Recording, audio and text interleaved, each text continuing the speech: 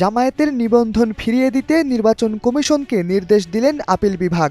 রোববার সকালে প্রধান বিচারপতি সৈয়দ রেফায়েত আহমেদের নেতৃত্বাধীন 4 সদস্যের সমন্বয়ে আপিল বিভাগের বেঞ্চ এই আদেশ দেন। সেই সাথে দলটি দাঁড়িপাল্লা প্রতীক পাবে কিনা সেটিও সিদ্ধান্ত নেবে নির্বাচন কমিশন।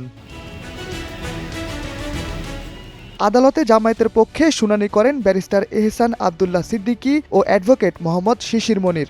অন্যদিকে নির্বাচন কমিশনের পক্ষে শুনানি করেন আইনজীবী তৌহিদুল ইসলাম। 2008 সালে জামায়াত সাময়িক নিবন্ধন পেলেও 2009 সালে শুরু হয় সেই নিবন্ধন চ্যালেঞ্জের আইনি লড়াই। বিভিন্ন ইসলামপন্থী দল ও ব্যক্তিরা হাইকোর্টে রিট করে দাবি করেন জামায়াতের গঠনতন্ত্র সংবিধান বিরোধী। 2023 সালে হাইকোর্ট রায় দেন জামায়াতের নিবন্ধন অবৈধ। একই সঙ্গে আপিলের অনুমতি দেওয়া হয়, তবে আপিল বিভাগের চেম্বার আদালত তখন জামায়াতের আবেদন খারিজ করে। 2023 সালের 19 নভেম্বর জামায়াতের আপিল খারিজ হয়ে যায়। 2024 সালের জানুয়ারিতে চতুর্থবারের মতো আওয়ামী লীগ সরকার ক্ষমতায় আসে। তবে একই বছর জুলাইয়ে ছাত্রদের কোটা আন্দোলন দানা বাঁধে।